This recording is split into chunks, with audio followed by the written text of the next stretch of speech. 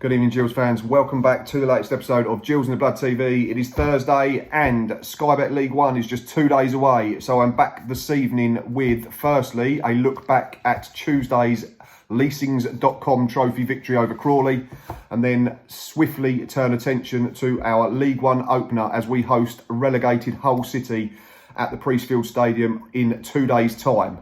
Right, let's get straight into it. We have a bit of transfer news to get onto as well. In and out, all announced. But first, Crawley, Tuesday night, after winning our opening game of the season in the Carabao Cup last weekend, seeing off Southend, it was interesting to see whether we could back it up. Steve Evans promised loads of changes, promised those that didn't start the Southend game would get starts, and he was true to his word. We made 6 changes, and we changed the system. So I will start there. I thought 4-4-3, 4-3-3 even. Suited us a lot better than the 3-5-2 that we operated with at the weekend. I thought we had natural width high up the pitch, which helped. It pushed their fullbacks back. I thought we had more control in the middle of the park. And yeah, generally it was just a really, really good performance, especially first half, where we probably could have gone in 2 or 3 up. But we didn't. We led by a goal. And that was scored by Trey Coyle on his first competitive start for us. A really good finish. Should have scored probably a couple of minutes before he did net the opener, when he flicked just wide after getting in behind. But credit Trey. He wanted the ball, kept trying to ask for it, kept getting into dangerous areas, and the opening goal was really, really good. I think the club tweeted it out last night, and I had a discussion with someone on Twitter, and we were talking about, did we score a goal like that in the whole of last season? And the only 2 that we could sort of think of were the opening day at Doncaster when Alex Jakubiak netted, and the one that I come up with was the Regan Charles Cook winner at Accrington. But really good ball inside. I think it was from Zech Medley originally, who was playing at left back. He gave it to Trey Coyle, who got his head up and rolled it into Jacob Mellis. Little flick round the corner from Mellis. First time, knew the run of Coyle was coming, and he was in behind, and he slotted it in off the far post with composure behind his young years, which was great to see. Jordan Graham, the other side, was a threat all game until he was withdrawn with about 15 minutes to go, I believe. But absolutely terrorised their left back first period, beat him time and again, left him on his backside, got plenty of delivery into the box. The only thing that let it down was the fact that we didn't seem to get enough people into the 6-yard area to get on the end of it. But in terms of Jordan Graham and what we're hoping he can offer, that was probably a glimpse of it. We saw small snippets of it last season before the season was ended. And really promising. But 1-0 at half time, and I think the team talk would have been all about more of the same second period. And that man Graham again didn't really need to beat his left back early part of the second period, but got his head up, gained himself half a yard and whipped in a really good cross. And for Dane Oliver, who'd come on at half time for Big John Akindi, powered his way onto it and headed it into the bottom corner. And I thought at that stage, at 2-0 with 52, 53 minutes on the clock, we could have gone on and won it 3 or 4-0. But we dropped off, perhaps fatigue set in. Credit Crawley as well. They didn't drop off and didn't let their heads drop. Didn't just surrender it and think, oh, the game's done. They kept coming. They kept trying to create chances, and they did. They created a few openings without really forcing Jack Bonham into a proper save. A couple of free headers that they should have hit the target but didn't. A couple of times they got into good areas and wasted the cross. And we had to dig in a little bit. The goal soft a little bit from our point of view. I think Zech Medley was struggling with cramp, and the bloke runs in behind him. Maybe Medley, with a bit more experience, would have gone down earlier to get treatment and be replaced, and the situation doesn't arise. But again, it comes back to having youngsters on loan and they're learning the game. And I thought Medley done all right at left back, particularly first half. He looked more comfortable out there. He was out of the way slightly in terms of all the congestion in the middle. Gave him a little bit more time on the ball when he did have it, and he got on as well, and he got a couple of good balls into the box, which was good to see. So if we don't get another left back in naturally to provide competition for Connor Ogilvie, who will certainly be the first choice, then maybe Medley's the answer and could potentially play there. And we've got Robbie McKenzie who can fill in as well. So interesting to see how that situation in that position develops. But maybe with a bit more experience, like I say, going back to the Crawley goal, he could have gone down injured, and the situation wouldn't have developed. Jack Bonham had no chance, and we had to dig in a little bit, didn't we? I thought we were too open.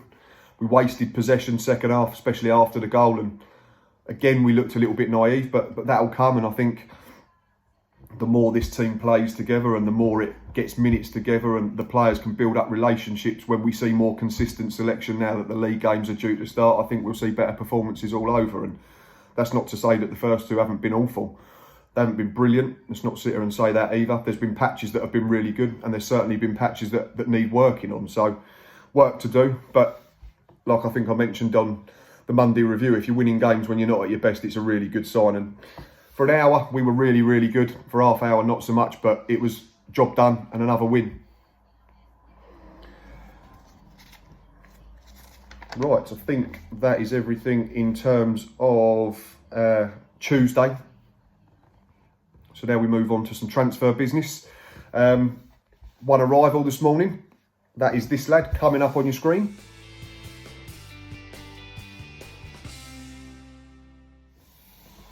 That is highly rated Celtic midfielder, 19-year-old Scott Robertson. It was confirmed this morning after stories started to break last night that he has arrived in Kent on a season-long loan. Seems to be highly rated by the Parkhead Giants.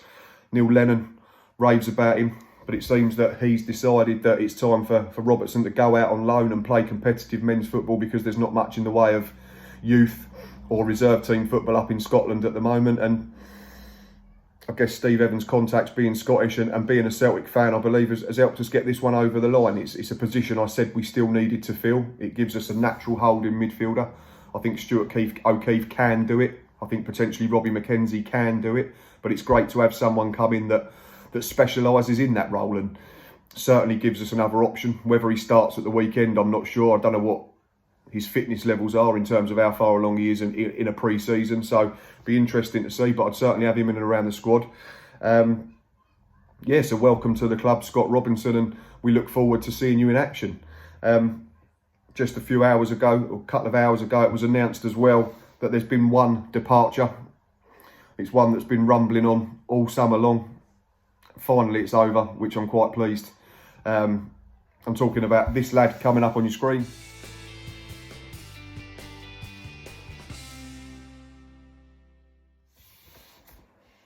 That is, of course, striker Brandon Hanlon, who has finally left the club this afternoon. Like I say, one of the summer's longest running sagas is finally over. People know my opinions on Brandon. I really liked him. I thought he had all the tools to become a really good centre forward at this level. He was versatile in the sense that he could play from the wide as well. Pace to burn, power, work rate, willingness to learn. Don't think he ever caused us an issue while he was under contract. So in that sense, I won't be one that boos him when he returns to the Priestfield Stadium, if we're allowed in by that time anyway. But it has been announced that he's gone to Bristol Rovers. Seems that he's arrived at the Mem to be the replacement for Johnson Clark Harris, who went to Peterborough last week. Big shoes to fill for Brandon.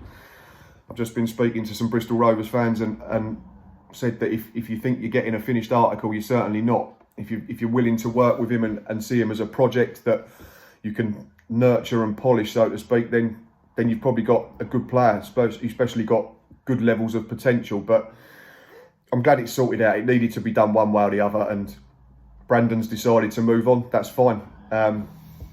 Wish him all the best down there. We can move on. We can go and look at other targets and get probably one or two strikers in, because that's still an area that we need to fill. And no players bigger than the club, are they? So all the best to Brandon on his career. He links up with our former captain Max Amar as well, and we'll see them throughout the season, I'm sure. Right, that is enough of what's been going on through the week. The big thing, like I say, is Saturday. Hull City are in town, so let's look forward to that.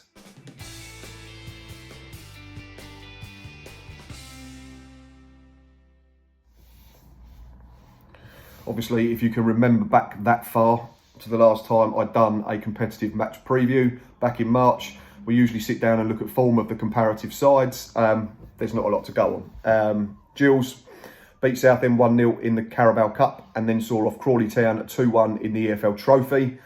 Hull have played two games as well. They drew 0-0 at Sunderland, in the Carabao Cup. They got absolutely battered. And and we'll get the views of a Hull City fan shortly to talk you through that game in more detail. But they saw it out 0-0 and then went through on penalties 5-4. So a victory, not in 90 minutes. They were then taking on Leicester's under-23s at home in the EFL Trophy during the week, and a much-changed Hull City lost by 2-1. Apparently there was a soft penalty, but again, I'll let the Hull fan, Luke, who runs the Tigers Blah podcast, he will talk you through that shortly. But yeah, from my point of view, looking at Hull, they come down, they're a club that was certainly in disarray a few weeks ago. But looking at the signings they've made, I think they're good additions at this level. Josh Emanuel, Louis Coyle, Richie Smallwood, Greg Docherty, and our former Lone Star Alfie Jones have all arrived in the last couple of weeks. So definite pedigree in the third tier. Richard Smallwood's been made their club captain, I see, having been released by Blackburn in the summer, and he knows this division inside out. So they've made some positive additions in terms of early team news. Obviously, our former striker Tom Eaves is out with ankle ligament damage. Josh McGuinness has just returned from international duty. And I think Louis Coyle suspended. That has run over from last season, I think. But anyway, I will hand you over now to Luke. You can find him on Twitter at LukeOT92. Like I say, he runs the Tigers Blah podcast, and he's going to run through things with you, all Hull City. Hi, Luke from Tigers Blah Blah Blah, Hull City podcast. With the Gillingham game in mind this week, obviously it's the first game of the season, league game of the season. Hull have had a mixture in terms of starts of the season so far, so not really any pre-season games. There was a double header against Rotherham, but the amount of detail on the fixtures from the club was kind of quite minimal. I will say that there wasn't even a confirmed scoreline, for example, from the club. So the fact that there wasn't really any information pre-season kind of got the fans back up a little bit. The first real test first real chance that we saw the team compete in an actual game was against Sunderland in the Carabao Cup. Under the cosh in the first half, 0-0 there. Sunderland very wasteful, and actually in the game in midweek, which was the AFL Trophy, Sunderland ran riot 7-1, I think it was, against Aston Villa under 21. So it could have been a similar scoreline if they'd have taken the chances, but obviously that didn't happen, fortunately for Hull.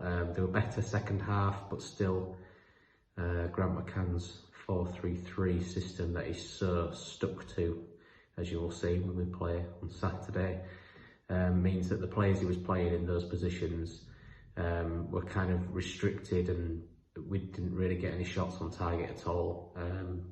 We have a good young striker called Keane Lewis Potter, and he's playing him out wide on the right. He's isolated, doesn't really get the ball, or he might come across to the left, but he never plays him through the middle. Hopefully that will change this week after recent developments. But we ended up going through 5-4 on penalties against Sunderland. So obviously it's winning start for McCann this year. Win's a win. I was hoping that would breathe a little bit of confidence into the side. But we lost in the EFL Trophy against Leicester. Didn't deserve to lose, I will say that. McCann made lots of changes, gave loads of kids the debut, and actually, despite a poor first half and a poor start to the second half, Hull played really well. And they probably should have took it to penalties again, because the EFL Trophy games are in a league, but they still go to penalties for some reason, if it's a draw after 90 minutes. But Leicester were awarded the softest penalty I've ever seen, and that's no exaggeration. Watch it back if you haven't. The kid just throws himself to the floor and the ref gives the penalty. It's unbelievable. The second half was really good from Hull, positive. Not that many shots on target if you're looking at the data, but the fight was there. There was a bit more creativity. Billy Chadwick came on, who may be on the bench against Gillingham, I'm not sure. Keane Lewis Potter went up front. As I said, he's always been a striker and he scored a great header So it could be that with Tom Eaves injured for this game against Gillingham, you could see Keane Lewis Potter get his chance up front, but I'm not sure how Grant McCann will go with that one. I mean, the atmosphere around Hull is quite poisonous currently. Lots of fans are against the owners. They have been for many years, all going back to the name change, scrapping concessions, everything like that. The recent thing, the last couple of months, they've banned local media from the stadium. They've also now not renewed the contract with BBC Radio, local BBC Radio, which is Radio Humberside, to do commentary of any games, so they can use their own paying system, which has annoyed a lot of fans.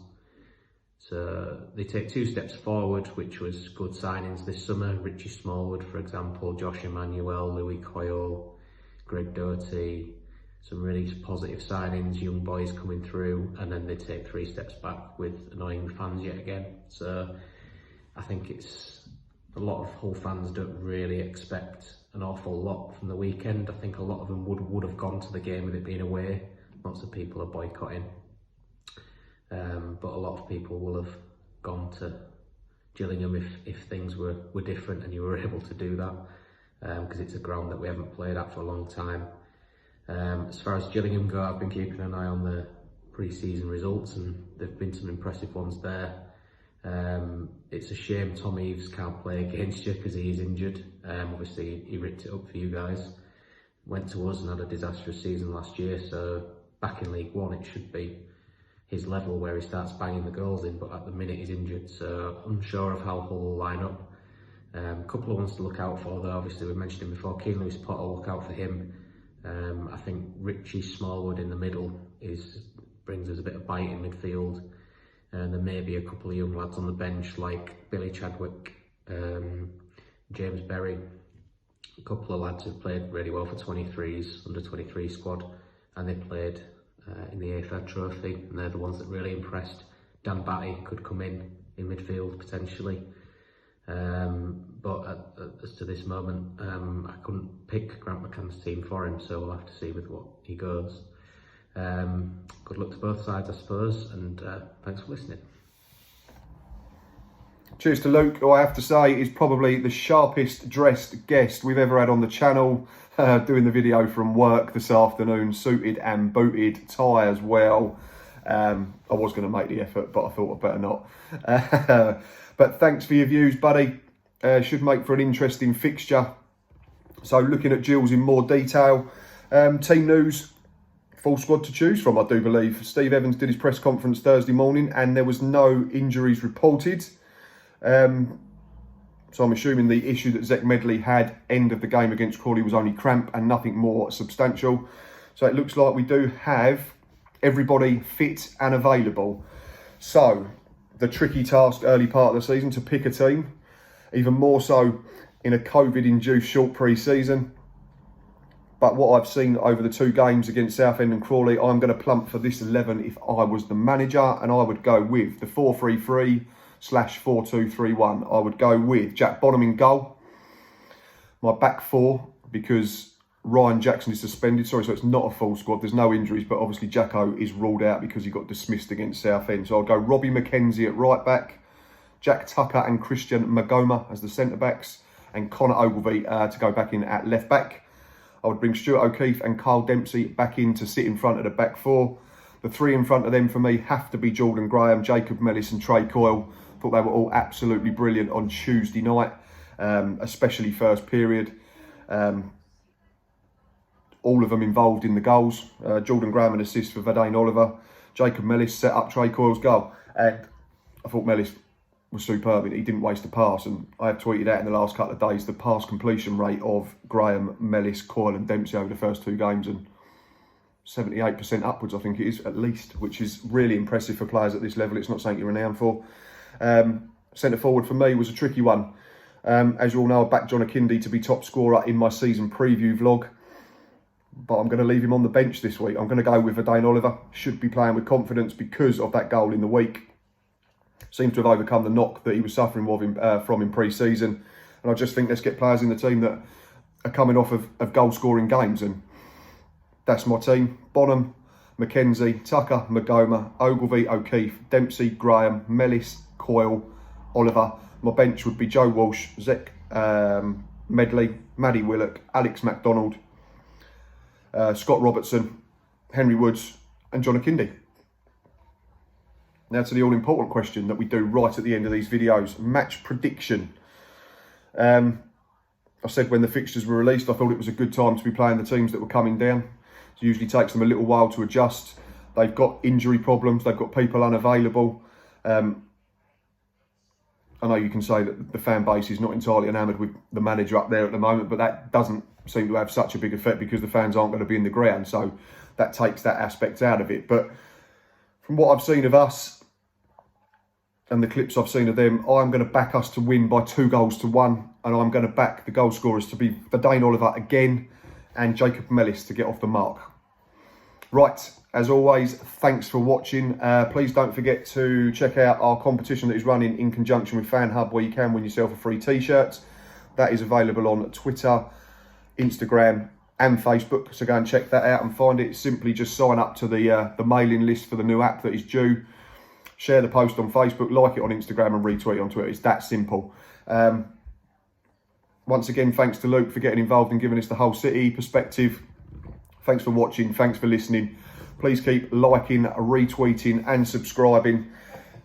Comment down below, let us know your score predictions. Let us know who you think should be in the starting 11 for the first game of the season. Get involved on Facebook, comment on Twitter. Obviously still no match day lives at the moment, unfortunately, which is a real pain. Trying to think of stuff to fill the gaps.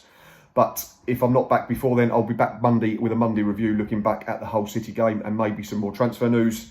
And until next time, up the Gills.